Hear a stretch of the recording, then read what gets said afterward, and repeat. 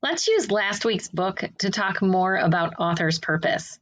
Last week we read the book Community Government, and we can go through our book and think about why the author wrote this book. Already, when I read the title, I knew that this was a nonfiction book where I was going to learn about community government.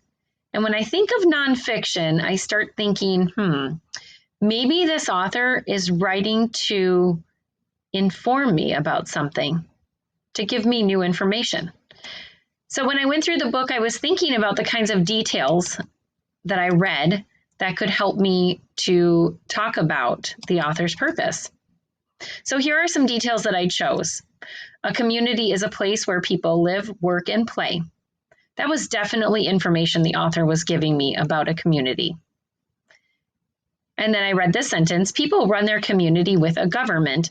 Seemed very important to me because I'm connecting it back to the title, which was Community Government. And I kept reading, and there were lots of important details in here. But I started noticing that there was lots of information about jobs.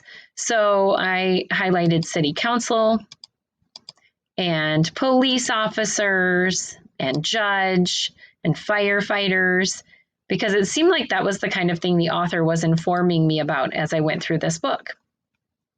So I'm going to come back to our lesson, and I'm going to model for you what you'll be doing this week. On the slide, it says, pick one reason the author wrote this book. Drag the check mark to a box below. So I'm going to click on the check mark, and then I can hold down the button and move it on the screen. If you are on a keypad, you are going to click the bottom and drag with your finger at once. It makes it a little tricky. If you're not able to figure that out, you could just click here on the shape, and you could choose a circle and put a circle, click and drag over the top of the one that you would like to choose.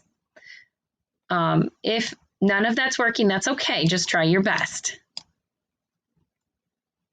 All right, so I'm going to take my check mark, and I'm going to put it right down here where it says to inform, because I think that this book was written to inform me. Now at the bottom, there's a place that says, how do you know? Type details from the book to show your thinking. So there are some sentence frames here. It says the author wants to, and I typed in inform me. So I just used the words up here, inform, and I added me. All right, and then underneath it says, he or she wants to teach me about, and I actually used my title of my book, Community Government, because I thought that was the topic that the author was trying to teach me about.